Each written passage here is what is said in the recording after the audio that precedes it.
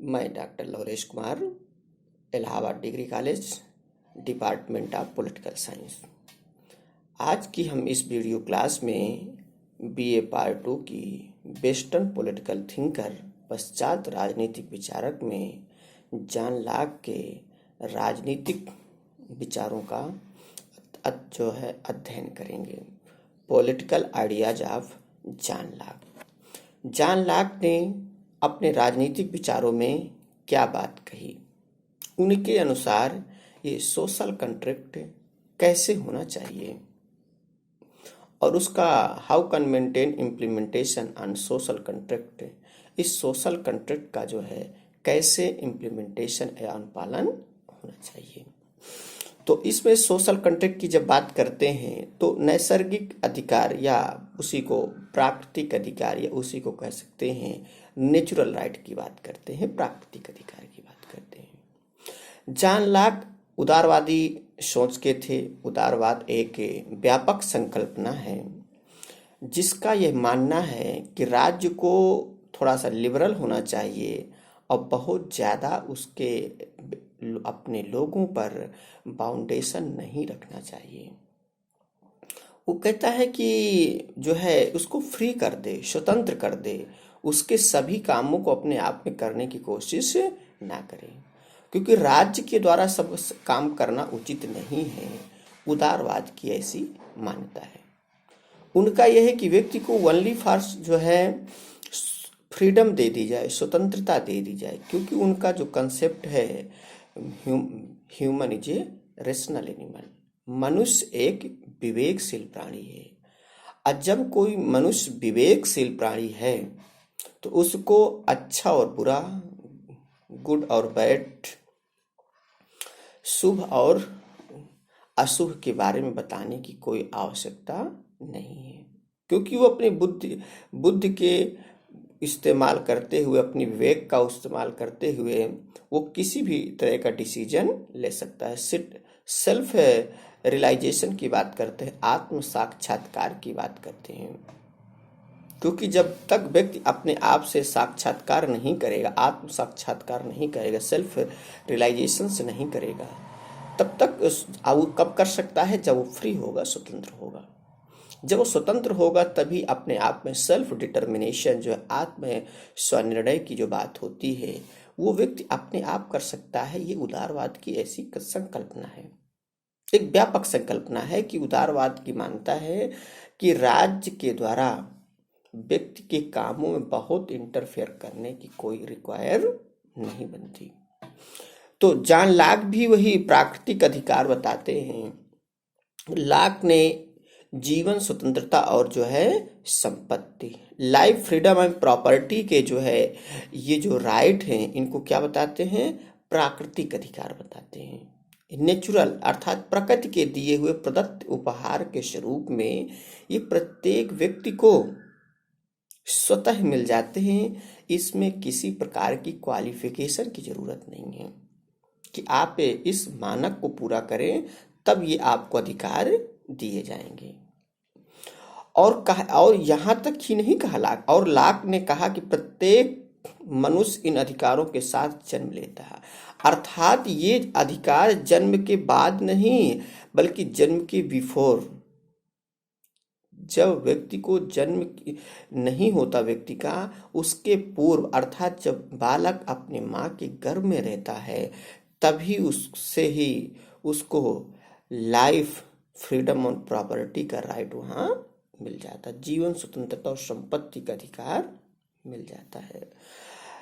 जब वो मिल जाता तो लॉक ने इसमें कहा कि संपत्ति के अधिकार को सर्वाधिक महत्वपूर्ण बताया, क्योंकि उदारवाद के मान्यताकार जो हैं वो प्रॉपर्टी या संपत्ति को ज्यादा महत्व देते हैं। तो उन्होंने बताया कि संपत्ति के अधिकार में ही जीवन और स्वतंत्रता का अधिकार निहित है। यदि संपत्ति के अधिकार उन तीनों अधिकारों में से, यद्यपि लॉक ने 3 प्रकार के अधिकार गिने, प्राकृतिक अधिकार, जीवन, स्वतंत्रता और संपत्ति, और उन तीनों में भी सबसे महत्वपूर्ण अधिकार किसको माना? संपत्ति को अधिकार माना। और कहा कि संपत्ति के अधिकार में ही ये जीवन और स्वतंत्रता का अधिकार निहित है। क्योंकि यदि संपत्ति नहीं होगी तो आप अपने जीवन को सही तरीके से संचालित नहीं कर सकते, आप अपने आप को जीवित नहीं रह सकते, क्योंकि संपत्ति से ही आप अपने आवश्यकताओं की पूर्ति करेंगे। प्रॉपर्टी नहीं होगी तो किसके पास क्या लेने जाएंगे। उसी से आप स्वतंत्रता महसूस करेंगे। जब कहीं आने जाने पे रोक टोक की कोई व्यवस्था होगी, वहाँ कोई ऑब्जेक्शन या कोई ब्रेकअप नहीं होगा, तो आप खुद अपने आप को अपने पर्सनालिटी डेवलपमेंट के लिए जिस फील्ड या जिस एरिया में आप जाएंगे तो आपको खुद रियलाइज होने लगेगा कि मैं स्वतंत्र हूँ या जो है फ्री महसूस कर रहा हूँ। महत्वपूर्ण बताया और कहा जिस जो है उसी के संबंध में वाहन एक जो है राजनीतिक विशेषज्ञ हैं, तो लाक के संपूर्ण राजनीतिक दर्शन का मुख्य उद्देश्य व्यक्ति की संपत्ति की सुरक्षा करना है। क्योंकि लाक का जन्म जिस समय ब्रिटेन में हुआ था और उद्योगपति पूंजीपति के घर में हुआ था, तो भाई जो उद्योगपति पूंजीपति के घर में होगा तो बहुत कम ऐसे लोग होते हैं, एंजल्स जैसे कम लोग मिलते हैं कि उद्योगपति होते हुए भी समाजवाद की बात करें। क्योंकि समाजवाद में सभी राज्य के अधीन हो जाता है और राज्य ही उन सभी चीज़ों की व्यवस्था करता है। व्यक्ति का स्वामित्व उस जो है डोमिनेंट उस वस्तु से हटा दिया जाता है। उसका प्रोडक्शन एक्सचेंज और प्रोडक्शन उत्पादन वितरण और डिस्ट्रीब्यूशन, प्रोडक्शन डिस्ट्रीब्यूशन और एक्सचेंज जो है एक व्यक्ति न करके राज्य के द्वारा हैंड ओवर कर दिया जाता है। तो इसने जो वाहन ने कहा कि व्यक्ति के और लाक ने ये बताया भी कि राज्य के गठन का उद्देश्य भी है व्यक्ति के हितों की सुरक्षा करना, और वो इन प्राकृतिक अधिकारों की सुरक्षा के लिए ही राज्य के गठन की आवश्यकता महसूस हो रही है। अदरवाइज यहाँ राज्य की कोई आवश्यकता नहीं है, क्योंकि वो नेचुरल स्टेट में जो बात करता है, नेचुरल कंडीशन की बात करता है, तो वहाँ पर उसको कोई बहुत डिस्टरबेंस फील नहीं हो रहा है। तो और ये जो प्राकृतिक अधिकार हैं, जैसे हमने बताया कि व्यक्ति के जन्म के पूर्व है, अर्थात जब बालक अपनी माँ के गर्भ में ही रहता है तभी से उसको जो है मिल जाते हैं और बाद में भी उसी स्थिति में बने रहते हैं, अर्थात उसमें किसी भी प्रकार की कोई कटौती नहीं होती। ये प्राकृतिक अधिकार जन्म के पूर्व और जन्म के बाद उसी अवस्था में एज वेल एज बने रहते हैं। लाक ने ऐसी सिद्धांत की व्याख्या किया।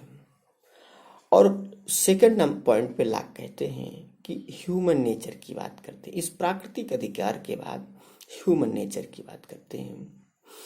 तो जो ह्यूमन नेचर है, तो लाक का जन्म एक उद्योगपति घर में हुआ था और बचपन से ही उसे लाड प्यार और हैप्पी बर्थडे टू यू की संकल्पना, जो आज भी हम किसी बालक या किसी व्यक्ति का जन्मदिन मनाते हैं तो केक, खिलौने, पार्टी या जिस प्रकार से हम अपने बर्थडे को सेलिब्रेट कर सकते हैं, उस सभी चीज़ों को हम यूज करते हैं।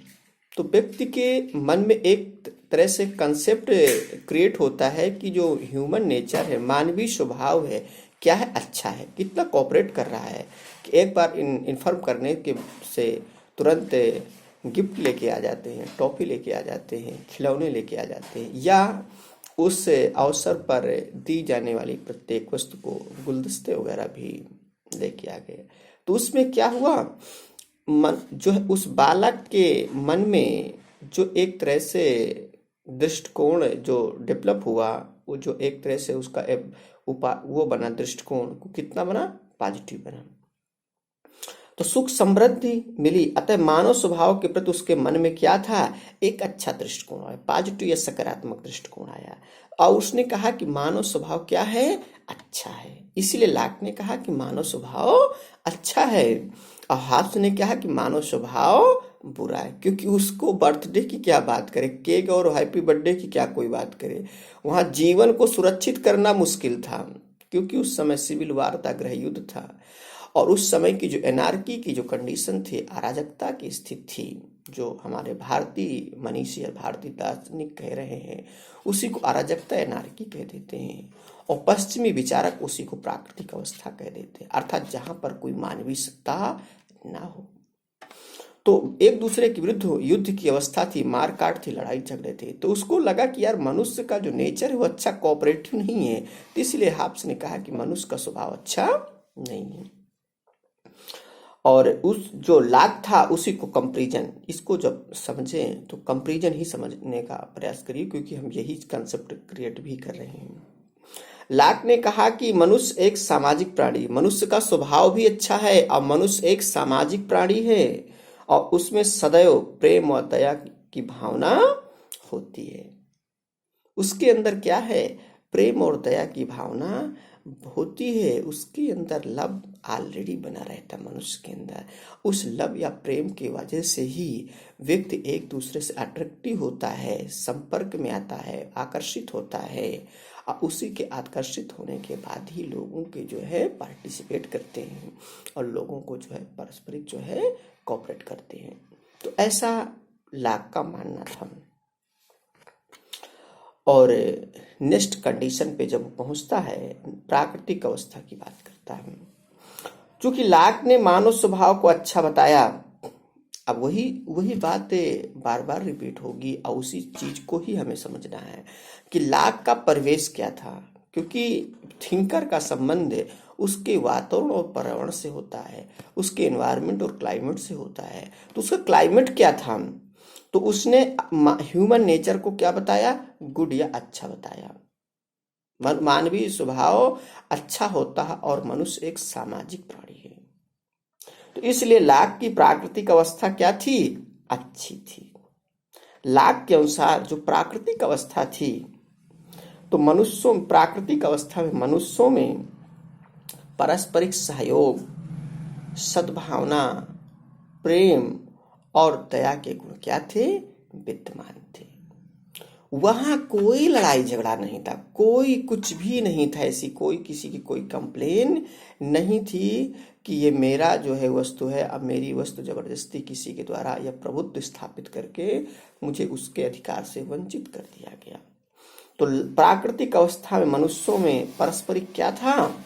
सहयोग था, कॉपरेशन था, सद्भावना थी, गुड फीलिंग थी, गुड विल थी, प्रेम था, लव था, और क्या था? दया के गुण भी विद्यमान थे। एक दूसरे से लोग दया भावना से भी देखते थे कि सीनियर है, इसको ऐसा कर दिया जाए, दया आती, मोरलिटी अर्थात कह सकते हैं। लाक कहते हैं कि प्राकृतिक अवस्था में प्राकृतिक कानून विद्यमान है, जो कि विवेक का कानून है। हालांकि इस प्राकृतिक अवस्था में प्राकृतिक कानून विद्यमान है, प्राकृतिक अवस्था में रहने वाले सभी मनुष्यों को समान मात्रा में, जो प्राकृतिक अवस्था में लोग रह रहे हैं, तो उस प्राकृतिक अवस्था में रहने, नेचुरल के स्टेट में रहने वाले लोग के पास जो है, और सभी मनुष्यों के पास बराबर मात्रा में, किसी में कोई कम ज्यादा नहीं, कोई इनइक्वलिटी की बात नहीं है, ओनली फॉर टोटल इक्वलिटी की बात है। तो उसने कहा जीवन, स्वतंत्र और संपत्ति रूपी प्राकृतिक अधिकार प्राप्त है और इन्हीं अधिकारों के साथ मनुष्य जीता है।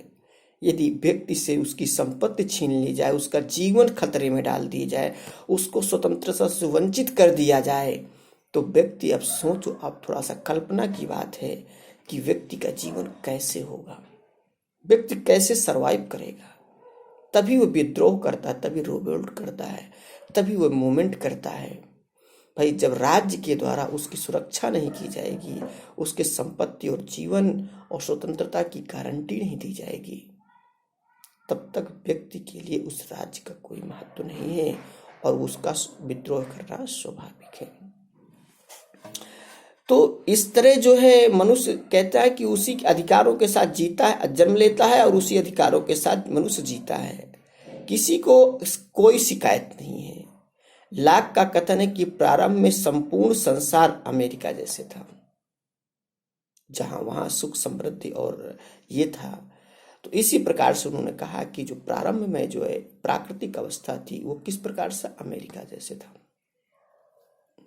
लाक का कहना मानना है कि यद्यपि प्राकृतिक अवस्था में कोई समस्या नहीं थी। अब यहाँ पर थोड़ा सा हम आप लोगों का ध्यान ये आकृष्ट करना चाहते हैं कि यदि लाक कहते हैं कि इस प्राकृतिक अवस्था में प्रेम था, सद्भावना थी, दया थी, सहयोग था और किसी से कोई प्रॉब्लम नहीं थी, तो आखिरकार राज्य जैसी संस्था की उत्पत्ति की अब जरूरत क्या है? जब सभी चीजें सब मेंटेन है, सभी चीजें सब अच्छी तरीके से चल रही हैं, तो अब यहाँ राज्य जैसी एक संस्था जो है, जो एक स्टेट या गवर्नमेंट का जो ऑर्गेनाइजेशन की बात कर रही है, उसके कंपोजिशन की बात की जा रही है, उसके संगठन की बात की जा रही है। तो जब सब कुछ ठीक चल रहा है, एक तरह से क्वेश्चन मार्क लग रहा है राज्य जॉन लॉक के भी राज्य में, क्योंकि वो उसका जो सामाजिक समझौते का सिद्धांत है अब ये बताना चाहता है कि जब इस प्राकृतिक अवस्था में रहने वाले सभी मनुष्यों में परस्पर सहयोग है, प्रेम है, सहानुभूति है और दया है, तो आखिरकार अब राज्य की हमको क्या जरूरत पड़ रही है।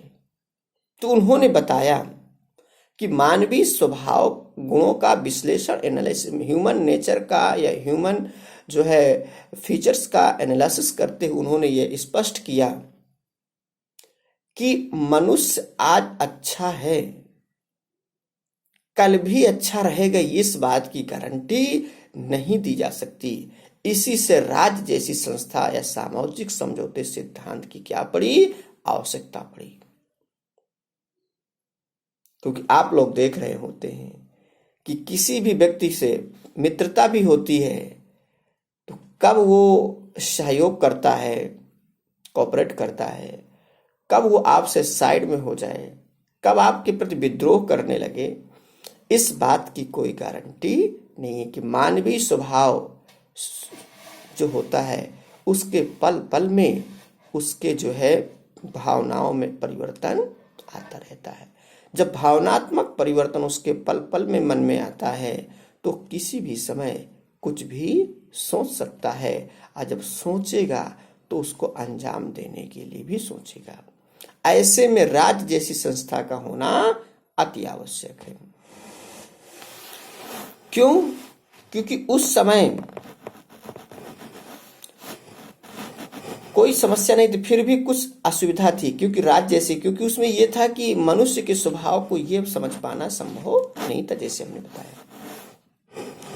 तो एक मानवीय सत्ता का अभाव है, जैसे कोई सरकार या राज्य का गठन होना चाहिए ना, मानवीय सत्ता नहीं थी, अर्थात राज्य नहीं था, अर्थात कानून को बनाने वाला, उसे लागू करने वाला और उसकी व्याख्या करने वाला कोई मानवीय सत्ता नहीं है, अर्थात सरकार, राज्य अथवा सरकार का गठन होना आवश्यक है। क्योंकि उसमें क्या है, अब जो कानून बनाने वाला विधायिका, कार्यपालिका और न्यायपालिका की वहां व्यवस्था होनी चाहिए। लाक यही कहते हैं कि कानून बनाने वाला अर्थात विधायिका, लेजिस्लेटिव पार्ट होना चाहिए, एग्जीक्यूटिव बॉडी अर्थात कानून को लागू करने वाले होने चाहिए, और उनके द्वारा बनाए गए कानून और इनके द्वारा लागू किए गए कानून की व्याख्या करने का भी काम किसी एक बॉडी के पास होना चाहिए, और उसका क्या नाम है, जुडिशरी बॉडी पार्ट अर्थात न्यायपालिका।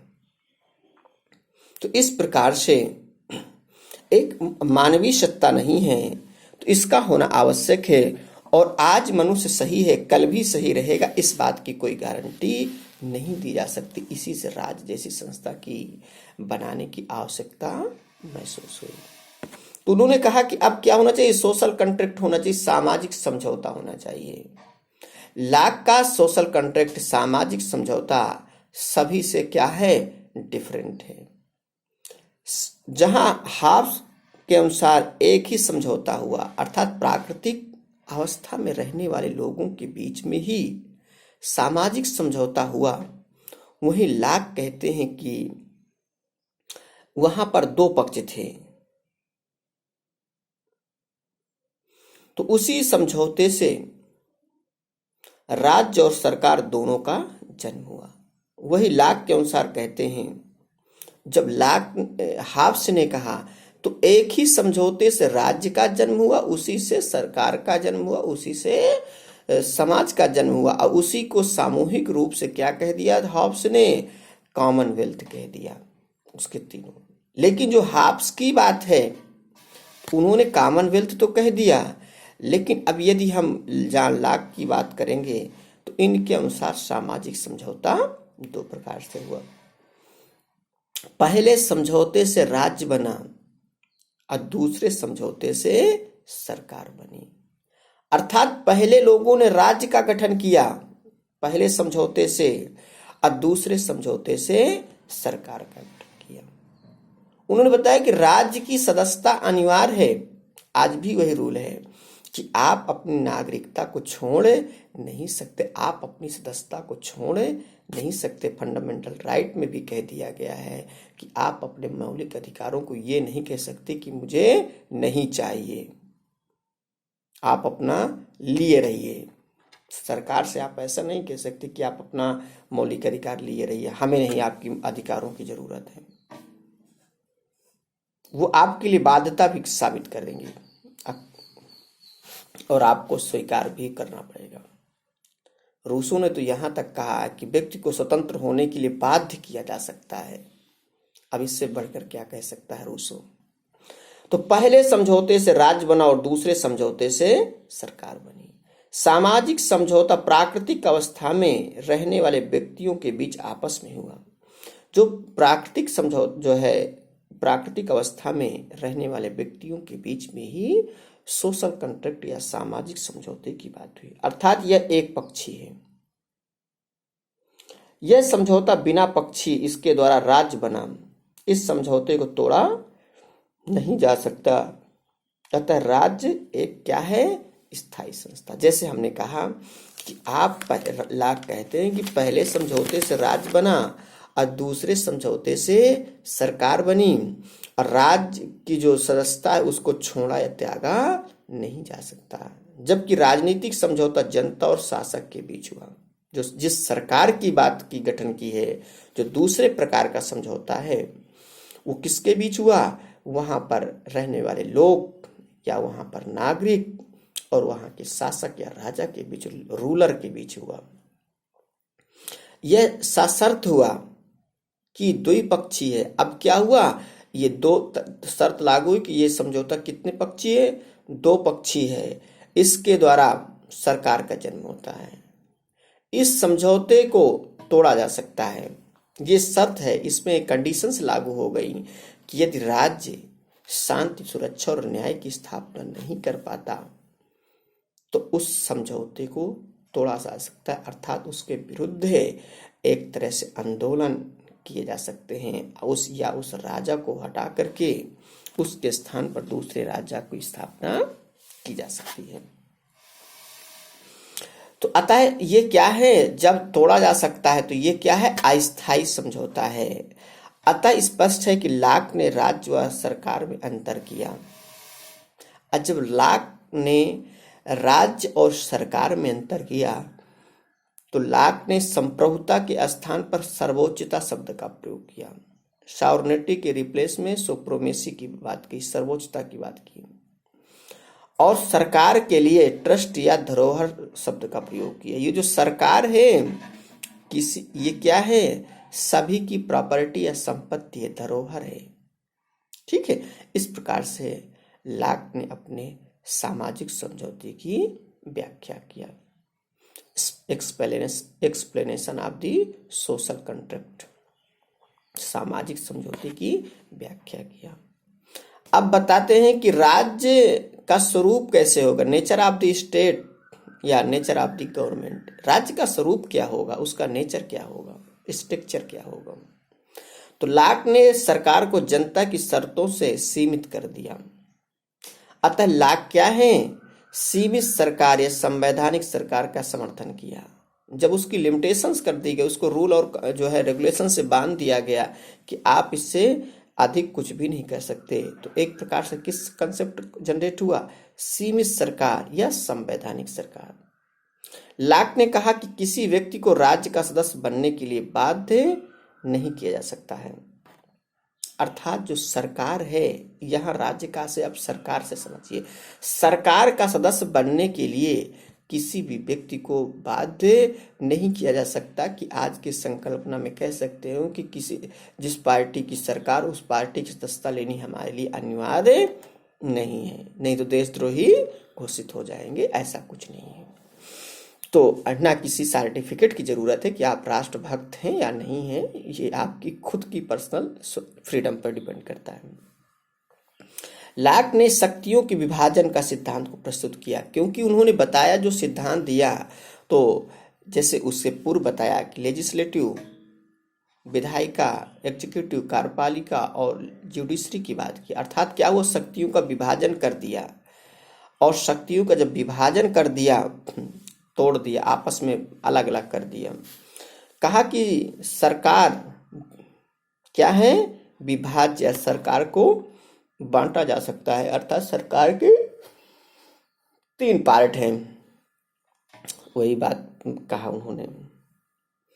और विधायिका में जनप्रतिनिधि होंगे और कार्यपालिका में मंत्रीगण। वही बात, जैसे आज भी सरकार का गठन होता है तो सरकार के 3 अंग होते हैं, कार्यपालिका, विधायिका और न्यायपालिका। तो जो जनता के प्रतिनिधि होंगे वो विधायिका में होंगे, और जो मंत्रीगण होते हैं वो कार्यपालिका के। आज भी जब सरकार को पढ़ेंगे तो कार्यपालिका के 2 पार्ट होते हैं, स्थायी कार्यपालिका और अस्थायी कार्यपालिका। तो स्थायी कार्यपालिका में ब्यूरोक्रेसी आती, आईएएस से लेकर के 4th क्लास का एम्प्लॉय तक आता है, और उसी में अस्थायी कार्यपालिका में मंत्रीगण आते हैं, मिनिस्टर लोग होते हैं।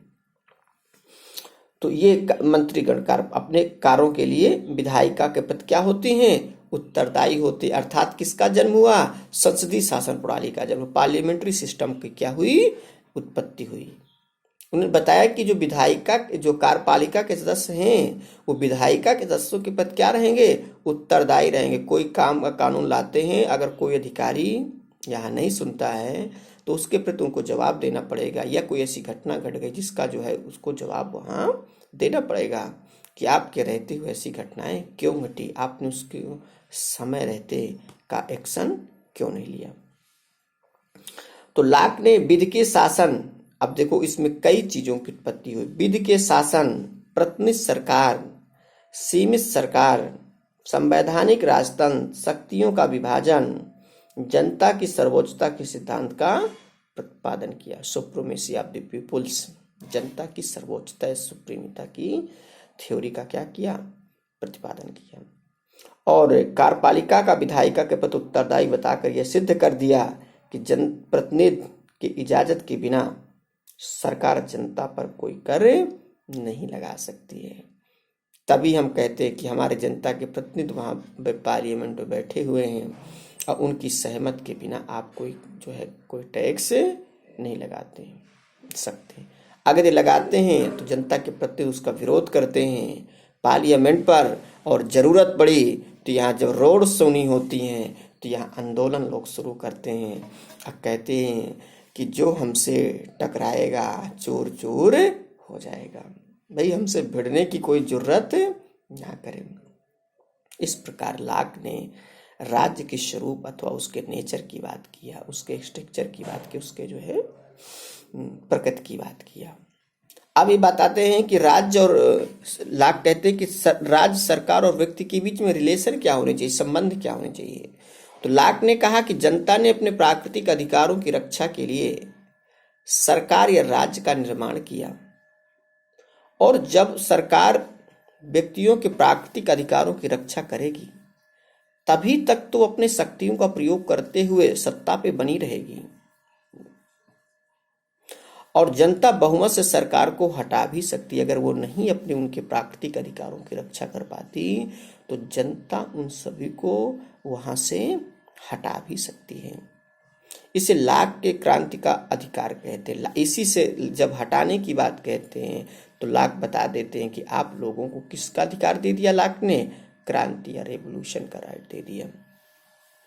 इस प्रकार लॉक ने व्यक्ति को क्या बता दिया, साध्य, एक लक्ष्य बता दिया, और राज्य एक क्या है, को साधन बता दिया कि राज्य के माध्यम से व्यक्ति अपने लक्ष्य की प्राप्ति कर सकता है। साधन और साध्य की बात, यही उदारवाद की संकल्पना है कि यहाँ पर व्यक्ति को ज़्यादा महत्व दिया जाता है। इसीलिए कहा जाता है कि राज्य को जो है व्यक्ति के किसी भी कार्य के लिए इंटरफेयर नहीं करना चाहिए। यहाँ व्यक्ति महत्वपूर्ण है, राज्य तो उनको ऐसी परिस्थितियाँ क्रिएट करेगा, ऐसी कंडीशंस लाएगा कि वहाँ उनके कार्य में कोई बाधा ना बने।